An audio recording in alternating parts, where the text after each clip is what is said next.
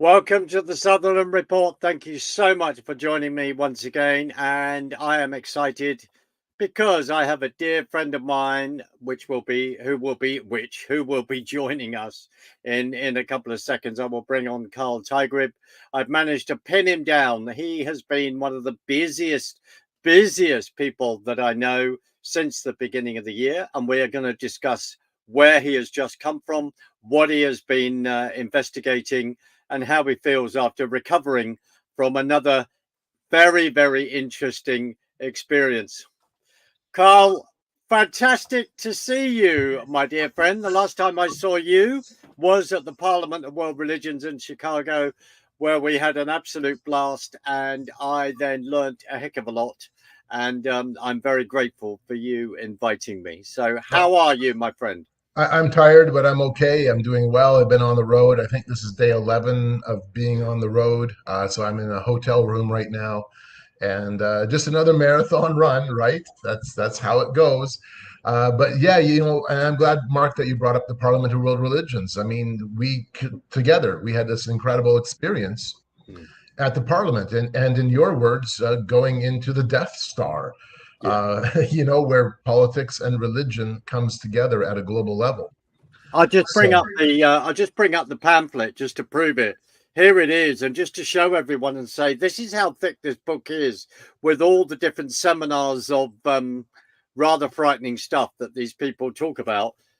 And the reason why I am showing that, because I believe that my dear friend Carl Teichrib, and I'm just going to reach for his book. This is live. You know, where he has spent time. It was published in 2016, writing this, and I cannot recommend this enough. And I personally have my own signed copy. We see the logo, but Carl, you have been since January. You have been so busy. You've been traveling about all over the place, and you've been on the road. Now, as a disclosure comment, you and I spoke. I think maybe 2 days ago about where you've been. So I just want to give you the floor. I want you to talk about the research that you've just undertaken and where you've been, and just lead the way, sir. yeah, for sure. Um, and you're right. It has been a really busy the last few months in terms of research trips, research, kind of trying to figure out where things are at. Back in January, I was at an academic meeting, academic conference on the past, present, and future of NATO. And then just a month ago now, I was in Minneapolis at a gathering of roughly 1,000 witches and Wiccans. The event was called Paganicon, and Paganicon is an annual convergence of the pagan community in the Twin Cities, U.S. Midwest region. Just trying to understand how those movements are changing and how they're intersecting with society and culture. And then this last week, when we had the eclipse, I was in Texas for the Texas Eclipse Festival, which is a part of what's called transformational culture. It's a transformational festival. It is designed as a container to be able to explore spirituality, knowledge, to be able to come together in community. And in this case, of course, using the eclipse as the epicenter for the event. That, of course, is the reason for it.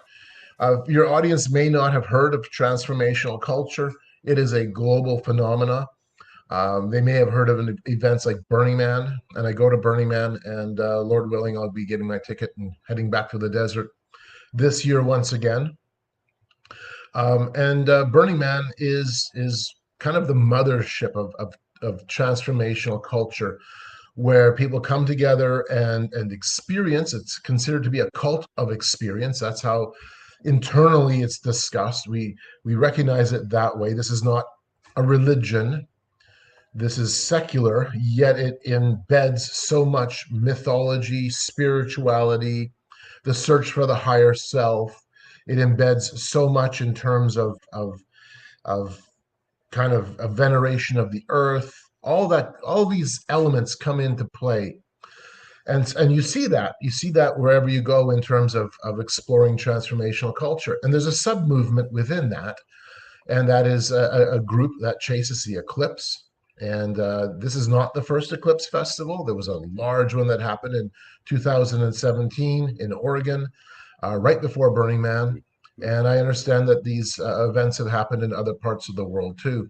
So people will travel, and I talk to people. I talked to people this last weekend who have traveled around the world chasing the eclipse, coming together as a community, engaging in ceremony, because there is a spiritual component to this. And so it is when I say this, I'm not saying this in a figurative sense. I'm meaning this literally. They're venerating the sun. And so on Monday we had a little bit of a shakeup. We had storms coming with apparently large hail and possible tornadoes, and the organizers and the state officials didn't want to have to deal with a crisis event at the festival. So Monday, all of a sudden, there's 50,000 people at this event. Okay, Mark, this is not small. This is huge. So 50,000 people at this event are told now, you need to leave now. Wow. And it was just like, oh wow, everybody was tearing down tents and pulling camp, and then we had instant gridlock. And I mean instant gridlock, as we have only one road, and it's a single lane road coming in and out, and we're screwed. So we sat there in this gridlock for hours and hours, and ironically, we watched the eclipse because we couldn't move. And so here we are. We're supposed to leave the event, but there's not a snowball's chance that's going to happen. They finally had to open up a back route out of the festival area, and it was held on a private ranch, a large private ranch. And then that kind of took some of the pressure off the flow of the traffic leaving. Nevertheless, I mean, it was a pretty interesting, pretty crazy 4 days. As a transformational event, it incorporates a lot of elements. It incorporates ceremony. It incorporates spirituality, the search for the higher self, the search for meaning and purpose. There are workshops. There were workshops happening all throughout the event.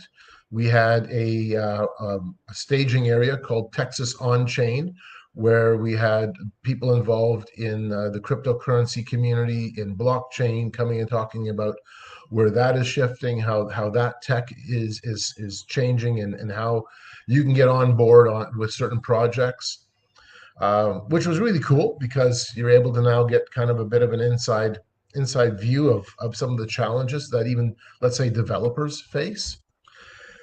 And then we had a space stage. The space stage had ceremonies and musical performances. There was an awards ceremony, and we had a lot of people coming from the private space industry because this is Texas, and of course, it's Elon Musk's territory. It's the Space Coast, and so we had a number of people involved from that, from SpaceX, private entrepreneurs, people involved in the media side of SpaceX, and people who have been in space, people who have paid whopping amounts of money to take the first bus trip around the moon. That is in the works. There is a space tourist industry that is burgeoning, and it is serious. They very likely will be able to actually have this in motion in the next few years coming up, as people will be taking almost like a bus. It's a rocket ship. Here you go, 100 people fit in this great big huge ship and blast off and go around the moon, land, and yeah, you can say I've been to space. And people pre-purchased these packages, and so we had people. In fact, I'm not sure if it's an organization or if it's a kind of like a community. It's called Dear Moon, as in, Dear John or whatever, Dear Moon. And so a lot of people from Dear Moon were there talking about just how quickly the technology is coming together to make this happen. We had a consciousness stage where we had the leading lights of the psychedelic community, like people like Rick Doblin from MAPS, and legal experts, visionary speakers talking to us about the state of affairs globally regarding psychedelics. We had one of the main attorneys who helped to open up psychedelic legalization in Oregon, California, now working with other states to bring psychedelics legally online in different parts of the US, working both with the medical community and with the political community, because as it was explained to us, it is coming through the medical side first. That is the legitimizing of it. That's the justification of bringing psychedelics on board, but it's not meant to stay there. In fact, they're very open about that. Very open about the fact. Yes. Carl, sorry, and we Yes. are, when you're talking about psychedelics, let's just clarify this. We're talking drugs, aren't we? We're talking. Yes. We're talking LSD, psilocybin, DMT, ketamine, this type of thing. Yeah.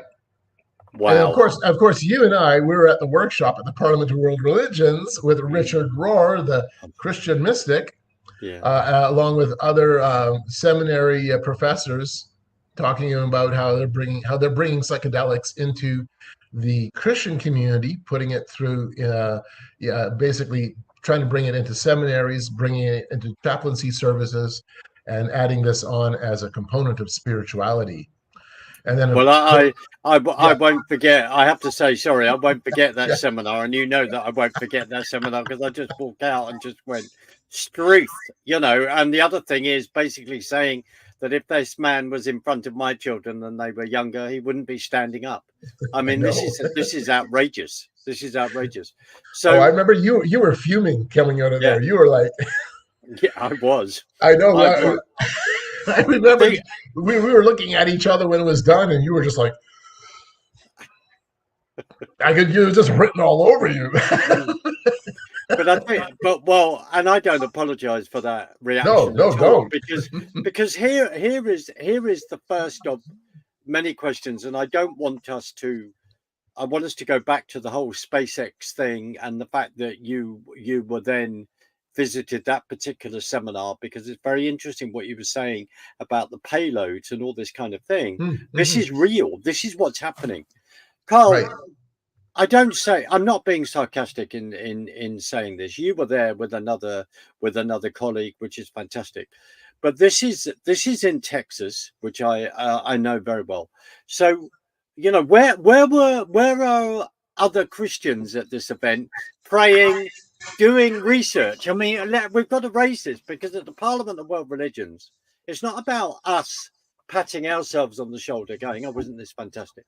There were 11 of us there, and we were, and those people I'm very honored to call friends now. We were there, had an incredible experience, but that's 11 people, and America's got a population of legally of 320 million. Where was the church at this event? Sleeping. Right. Sleeping, having a big snooze. Right.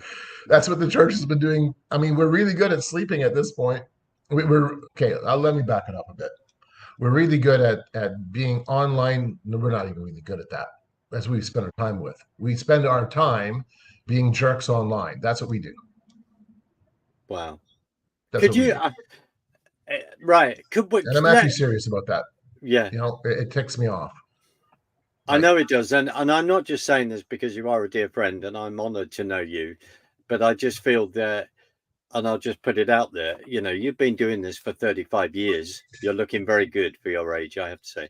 But you've been doing this for 35 years, even though you might feel I'm absolutely shattered, but you are. And I do feel that you are our principal researcher at this. I mean, when you were at the beginning, when you just said, I've just been to a NATO meeting talking about, the future, the history of NATO, where's it going?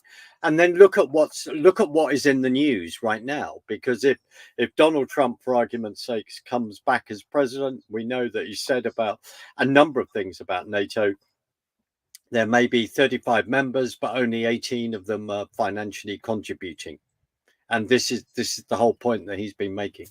But not but putting that aside, it's about the fact that you will go there where other Christians won't go. And I Yes. know that when I went to the Parliament of World Religions, it changed my life. And the reason why it changed my life is because I met, it was NGO meeting the occult, meeting stop oil nutbags, right? It really was. And I just say this anecdote, and then I want to hand back to you with where you've been. Remember when we were sitting in a seminar, just illustrate something to the audience. We were sitting in a seminar, and these people, we were opposite Al Gore's daughter, Karine, where she's going on about, I think you were there, unless I Yeah, was I was with there. you. You were there. Of course you Yep. were, because of what I was going to say. And there she was going, well, my seminary or whatever, we're defunded from oil. And I'm going, you stupid piece of work. And they're all coming out with this. And then you turn around and tap me on the shoulder, because this woman came in to Yep. speak to the person who was chairing the seminar. And you said, that's one of the most influential witches in North America. And I Yep. went, excuse me? And you illustrated just in that relationship where all these things merge. And I think this is what you were talking about, where you've just been. When you've been to Burning Man, remember the massive mud thing that happened there to get out. It all seems familiar. Parliament of World Religions wasn't over organized that well at certain times either.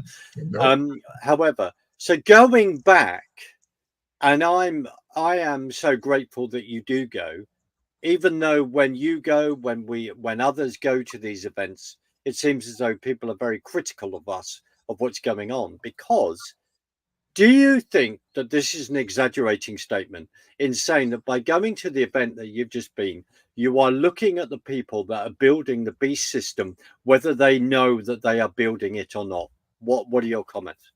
Yeah, you're right. Of course, that's exactly what we're doing.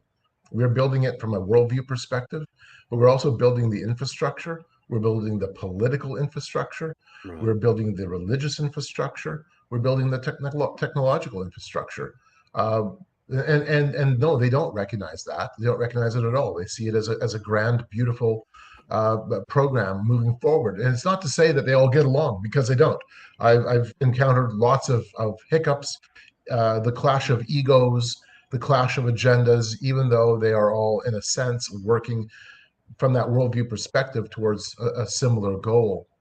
And they also recognize that there's dangers and potential real serious implications of what they're doing. They're not hiding that. And yet at the same time, it's almost like there's a compulsion. You have to move forward, because if you don't, somebody else will, and you're going to lose out.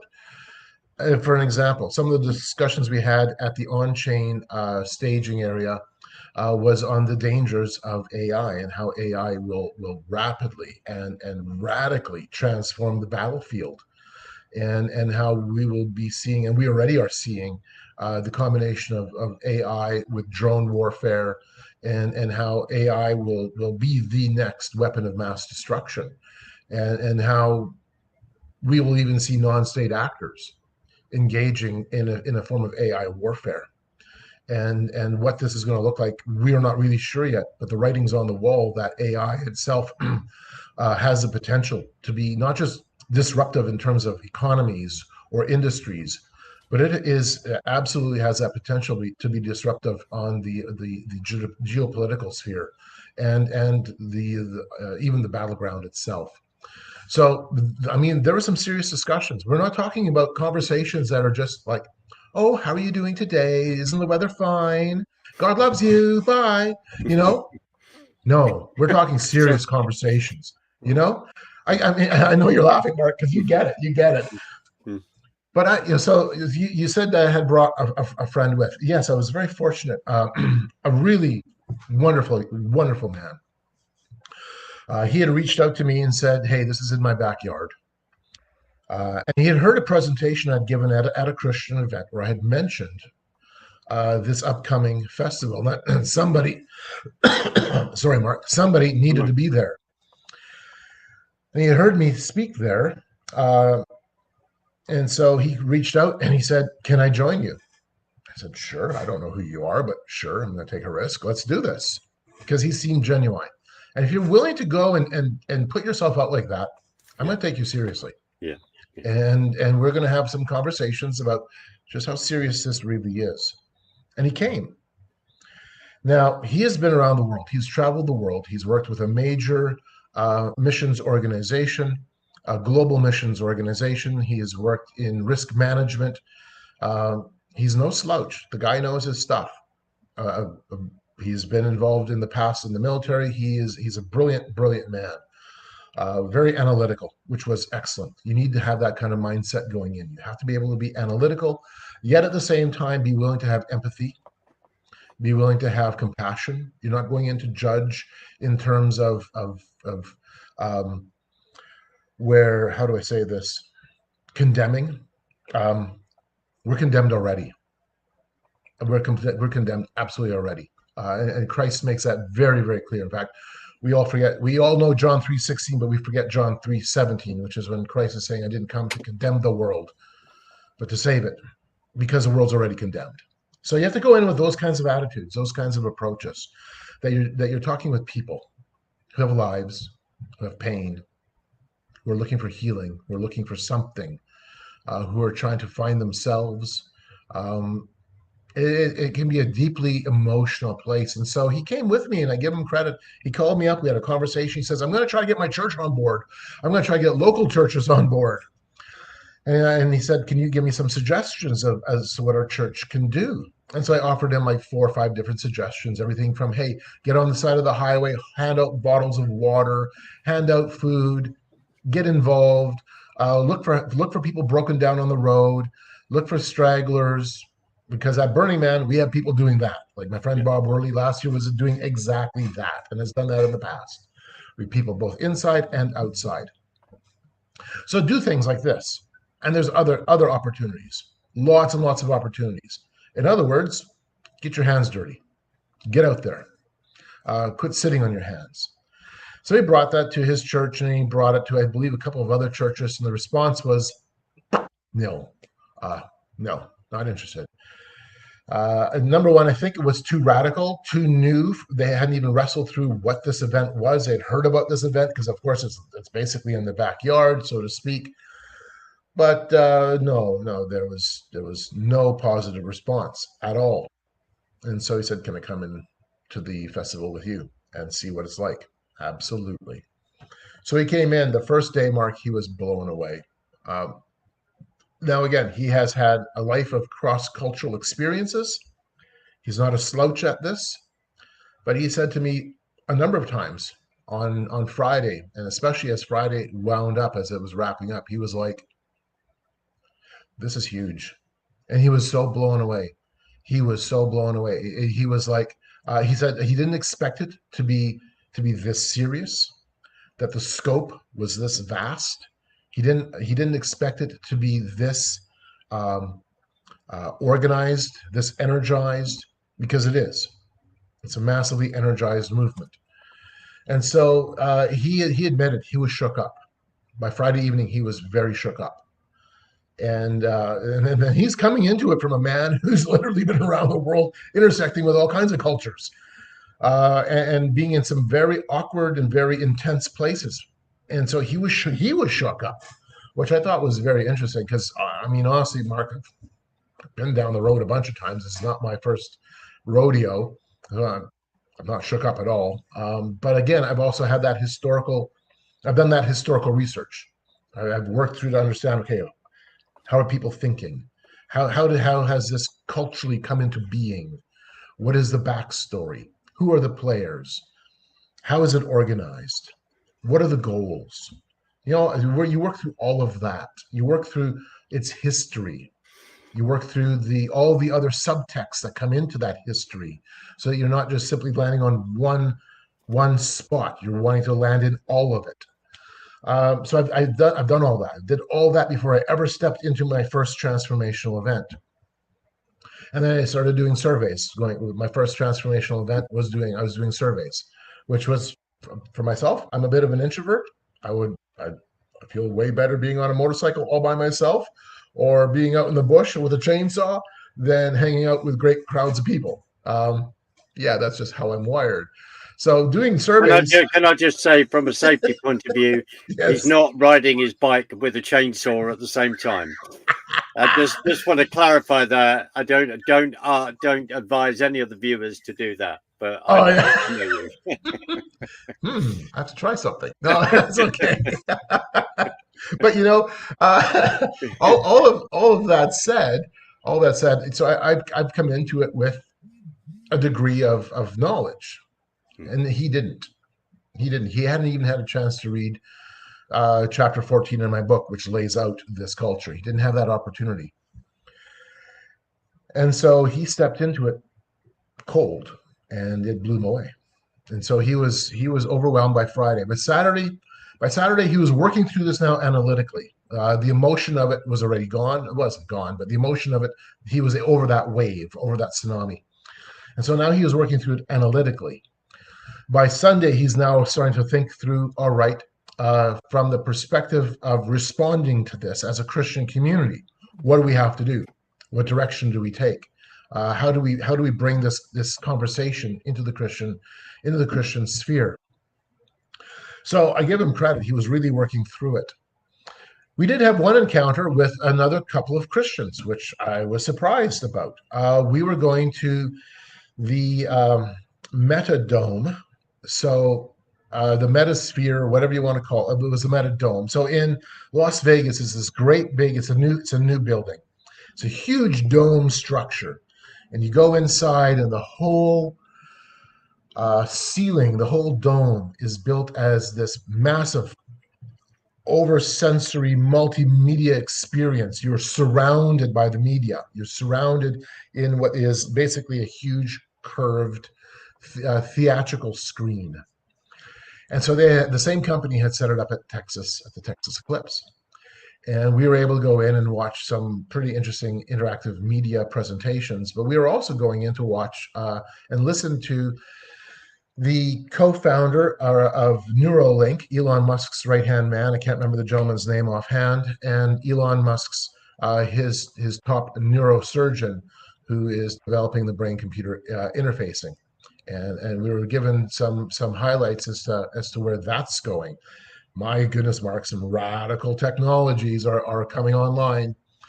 But as we're waiting to get into the Metadome, my friend is talking to a couple of people who look very much like my friend. My friend came in he's pretty straight-laced, he's got pants on, he's got a shirt on. He looks like he's just a nice guy coming off the street. He's got a hat and a backpack. And I'm there. I don't wear my shirt too much. It's warm. It's Texas. I'm from Canada.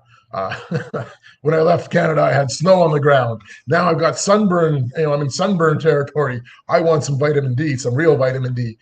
And I already know how to kind of just fit in. And so I fit in. I just fit in. I don't, and so my friend is interacting with these people who look like himself.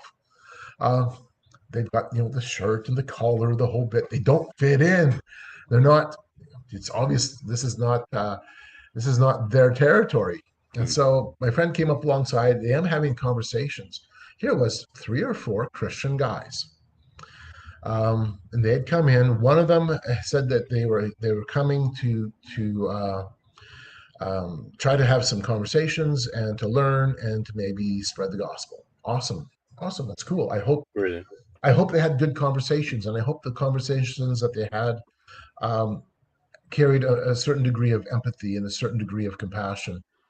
One of the big concerns that we have when we intersect with the Burning Man culture and some of these adjacent sub-movements, and my friend Bob Worley had made this very clear, he's my partner at Burning Man, we don't want Christians showing up with bullhorns and picket signs and demonstrating and reinforcing the negative stereotype that they already have of Christianity. We want to come as humans to humans.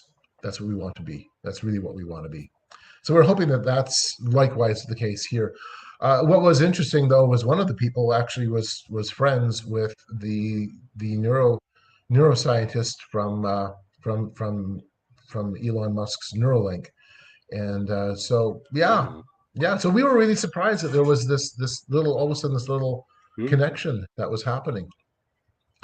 One of the takeaways my friend had, and it formed a good conversation, because he realized that we can't communicate this to the church. And we can't communicate it to the church because the church is incapable of understanding what's taking place. We can't communicate it because the church is intellectually already that far behind the eight ball. And I say this seriously. Um, I'm not even sure how to wrestle with this yet, but it's true. If I would have dragged in the majority of people I know, wonderful people, by the way, I'm going to include people from, my own personal sphere, wonderful people, dear people, smart people, and say, listen to these conversations. Listen to the serious nature of these conversations, the technical aspect of these conversations. Are we as a church ready to engage? No, we don't even know what they're talking about. We don't understand the history. We have devoided ourselves of context. All we know how to do is throw memes at each other and engage in inter-Christian meme wars. Right. And that's what we do. I mean, I've had some good conversations now with a number of people in the apologetics community who's saying, you know what the apologetics community has become? YouTube kingdom building. We don't actually get out. We don't actually engage. We don't get on the streets. Now, I'm not saying that of everybody, but in a generalization. Isn't that interesting? Isn't that interesting? Because YouTube kingdom building, and you're just talking about being at an event where technocracy is front and center. Yes. I'll just throw this out to you. Is a way of helping us to explain this.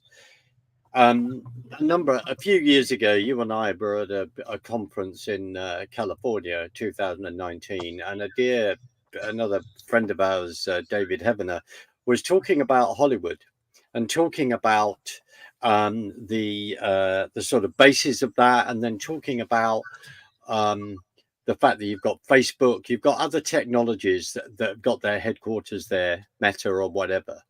The point I'm saying is that is what people know. They know the sort of end user, so to speak. They go, oh, I've got Facebook, I've got WhatsApp and all that. What they don't realize is and Apple or whatever, what those companies are then doing potentially way ahead of us. I mean, you and I would agree, like with other people that we know, they'd say that when they tell you they've got this technology, in fact, is 100 years in advance, it's so to speak. It's so far in advance. I wonder if and this is such an important conversation, because you and I have had criticism because of the events that we've attended. People go, why do you go there? Well, Hosea 4 verse 6 says, my people are destroyed through lack of knowledge. So Neuralink is coming on to say, and you can describe the operation that was talked about, to say, right, well, if you can't walk properly, if you've got this limb, we can put this, and I'm not a doctor, I'm just going to say a very blanket statement.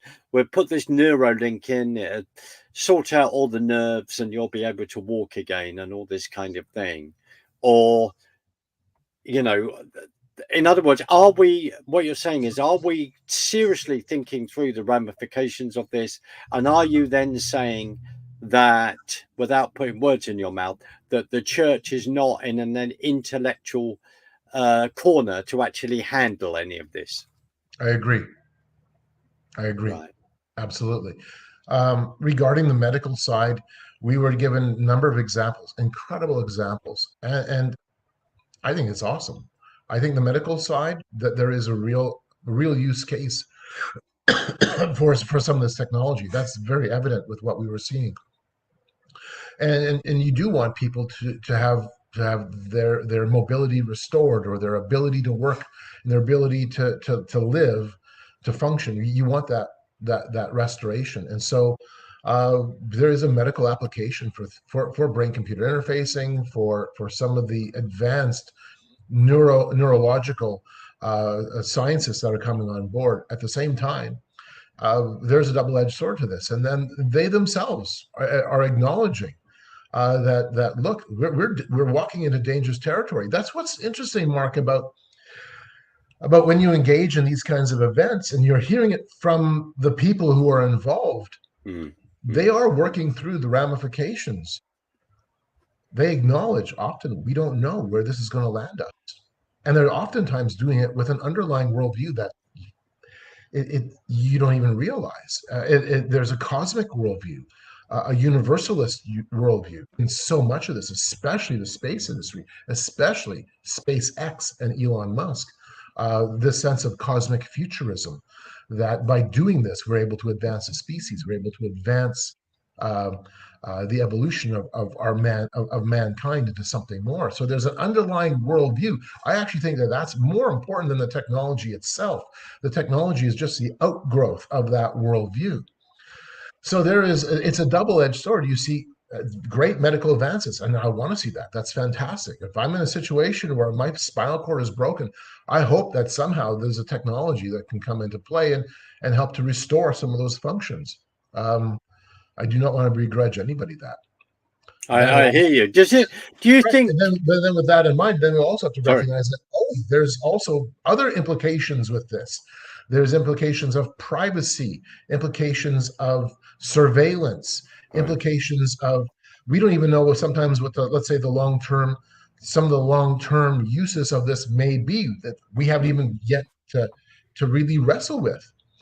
So there's all of this in play at the same time. And that's what makes this so interesting. This is not sometimes as black and white. The Christian community wants things black and white. We want to say, that's the devil.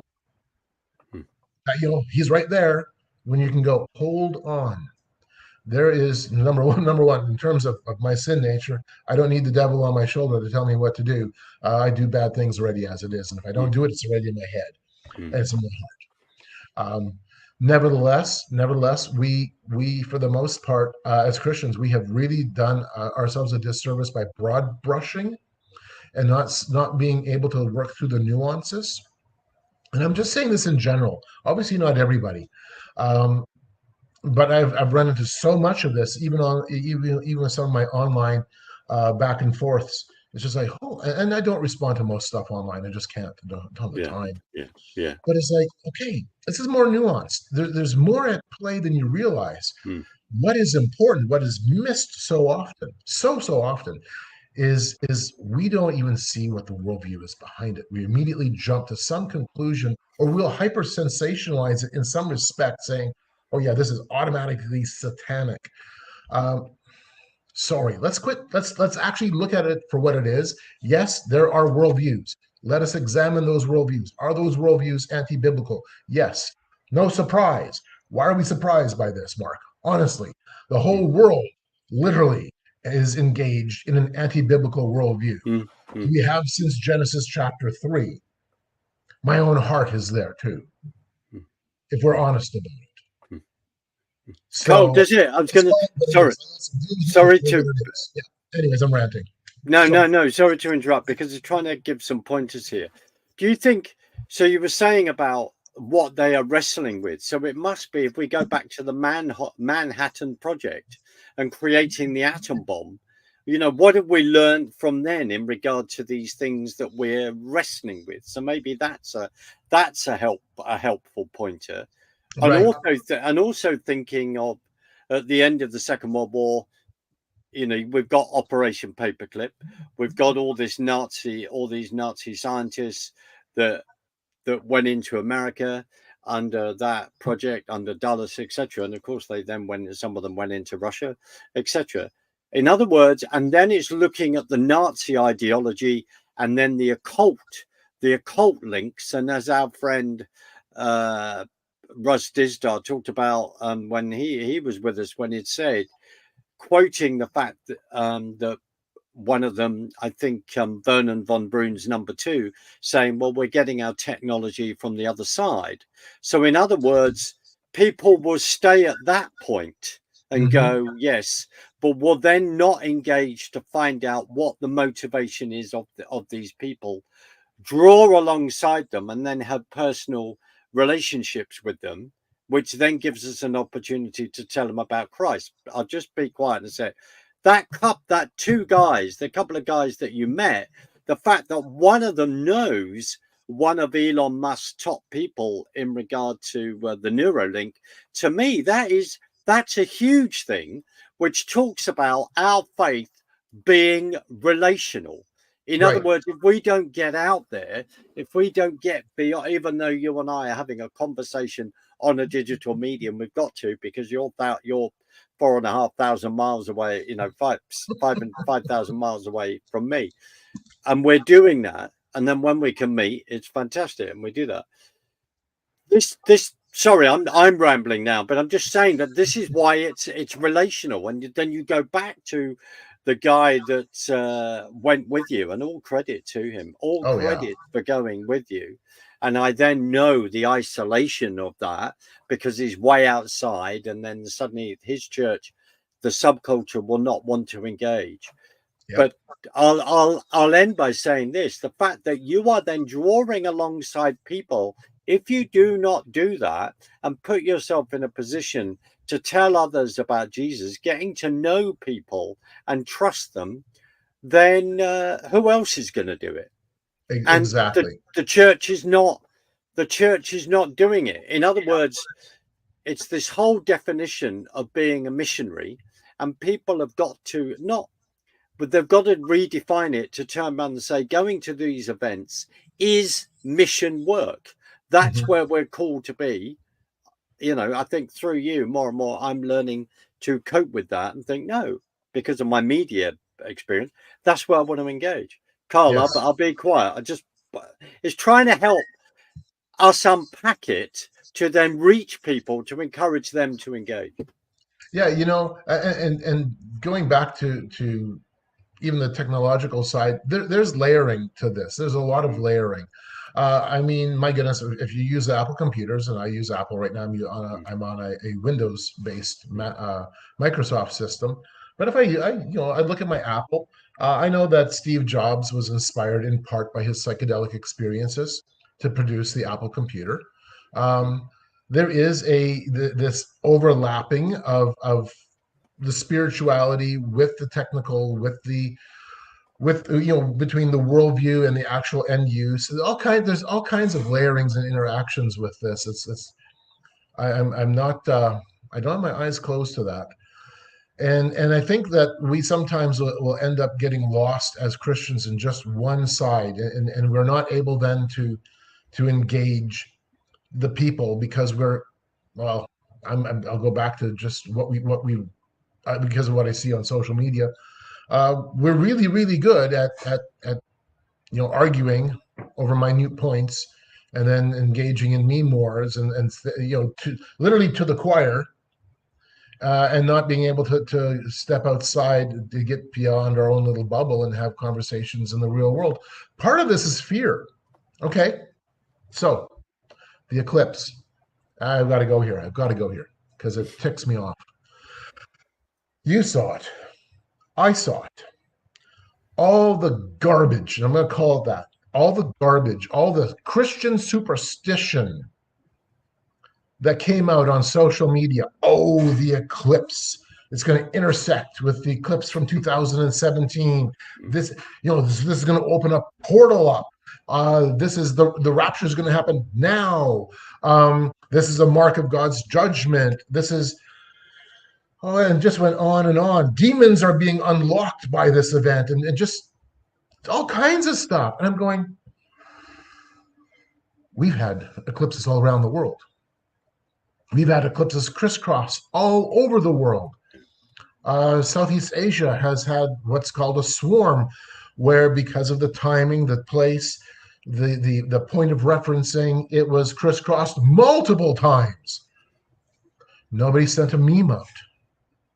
Nobody sent a reinforcing fear-based YouTube video on this being a portal into something.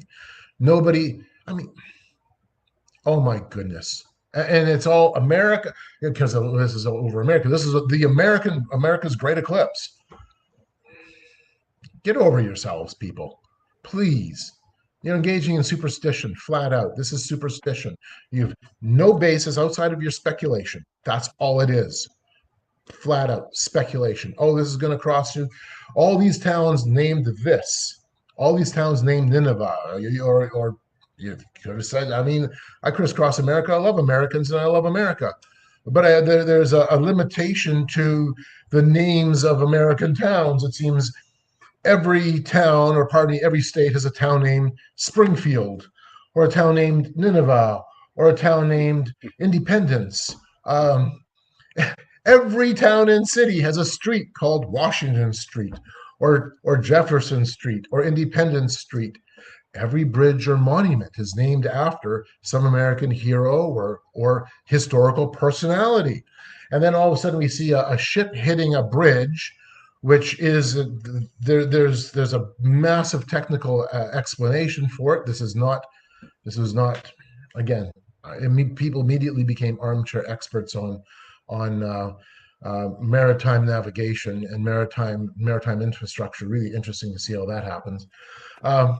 And hits a bridge named after the individual who wrote the American anthem. See, we immediately go to correlation equaling causation. It's not.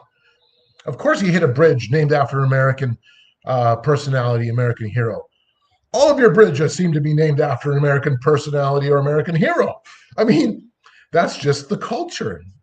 I'm not saying it's right, not saying it's wrong. It just is. But immediately, I'm watching on social media this explosion just of, see, look at. No, quit. You're speculating. And not only are you speculating, you're fear-mongering.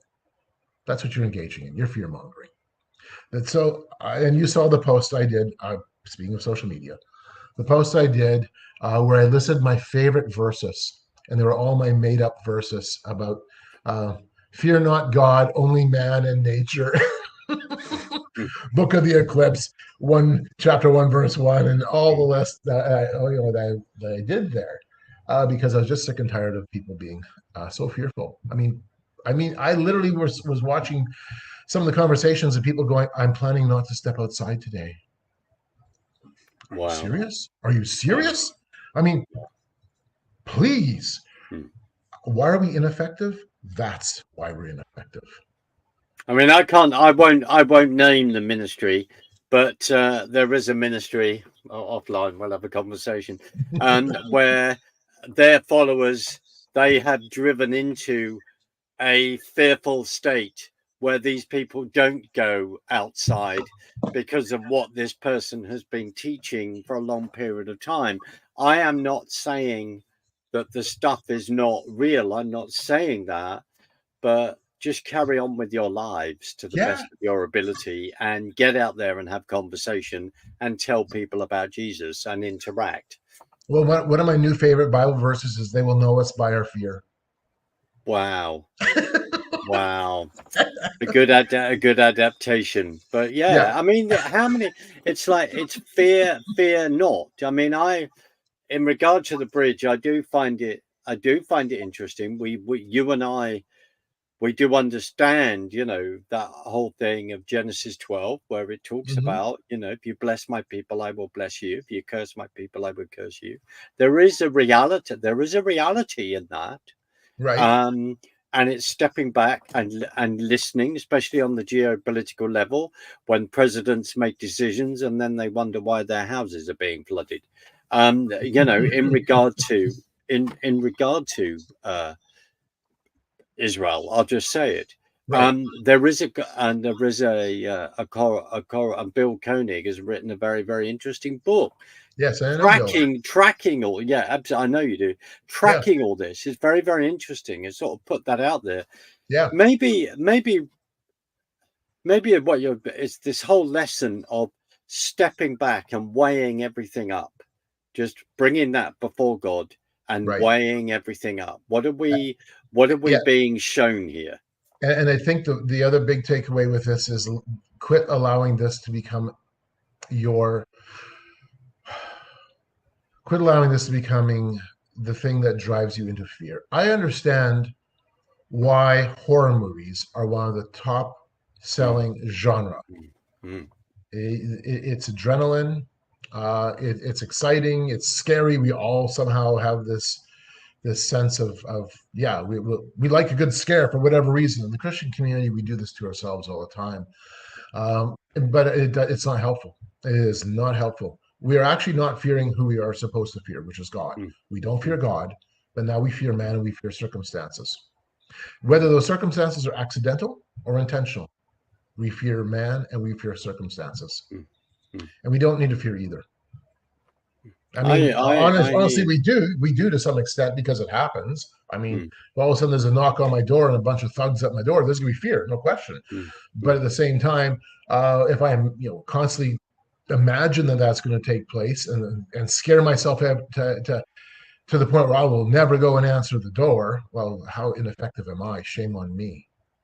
Well, having known you, for argument's sake, you could say that in Canada, if you had so much fear, then you wouldn't be driving down the road and a moose wouldn't come and hit you, which I know has happened, or a bear wouldn't suddenly, come on your property, which I know what's happened. And I hear you. That's a very interesting discussion, because I think it's that whole thing of maybe urbanization, and then suddenly we're in a rural community. I am, you are. We've got to think about these things in a slightly different way. It's a bit like, I used to go paragliding quite a lot. I stopped because I just thought I'm self-employed. There are, I suppose, there are certain things that we would say, but I hear you. I mean, how many times in Scripture does it say, "Do not fear"? Right. Well, I mean, we see examples in Scripture over and over again of the problem of fearing man, and the problem of not fearing God. I mean, all that man is creation. There is fundamentally, at the end of the day, yes, another man can take my life. I know that, but at the end of the day, that man's life is also gone too, and we all stand before the judge. We all stand before the judge. Going back quickly to some of the conversations, I know we went off of a big rabbit trail here, which is no, a lot of fun, Mark. A lot of fun, I have to admit. But just to give your audience a sense of some of the clout of the personalities who were at this event, we had NASA insiders. We had a leading personality in the psychedelic community who works deeply in NASA. Engaging in NASA simulation, engaging in the development of technologies for NASA, who talked to us a lot about his psychedelic experiences and how he receives the downloads for new development based on the new knowledge he has acquired by contacting the entities. Wow. So what I said earlier in regard to what Russ does say is right. Carl, just to give you a warning, we're coming up to the last few minutes. But that's cool. Is there anything else? Is there any other nuggets like that in regard to who was attending the event? I got a notebook of notes full of nuggets. I mean, it's unbelievable. Yeah, but in terms of coming up to the last few minutes, and that's good to know. I would just simply challenge ourselves. I would encourage us. I'm going to use that word very specifically. Not that encouragement in this respect means that I want to see your feelings affirmed. No, our feelings come and go. I would rather focus on the centrality of the word encouragement, which is the word courage. And say, as Christians, we need to regain our courage. We need to regain our courage. You don't have to go to these kinds of events. All you have to do is step outside your door and have conversations with people, because it's the same. You're going to end up running into the same worldview. You're going to run into that same reality. Just go to Walmart. Just go to McDonald's. Just go to whatever store there is that you have the equivalent of in the UK and I have the equivalent of in my country, Canada, or in the United States, or wherever you're hearing this. All you have to do is engage with people, and you're going to be running into the same worldview issues. If you are involved, let's say, though, in certain industries, and you have that ability to put your voice in to some of those bigger conversations, you do that. That's what you have to do. And so wherever God has put you, wherever God has planted your feet, and wherever your feet go, that is where your ministry is. And we have to keep that. We have to keep that in mind. Amen.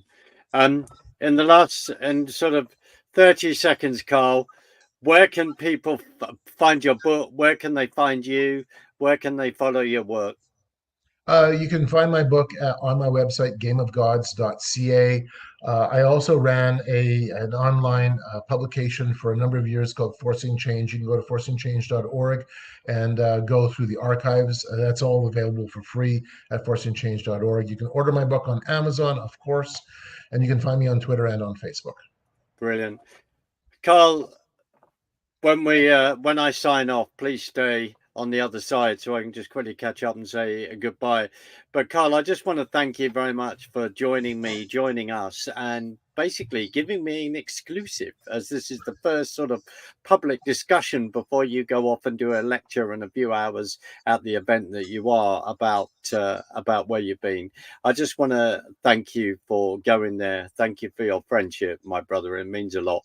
And thank you for the fact that we can have these discussions, and just ask everyone to click subscribe. Please follow Carl's work, get his book. I can highly recommend it. No, I haven't fully finished reading it, but I dip in and out, and that is the key thing, because it is a textbook, and that is why it's important.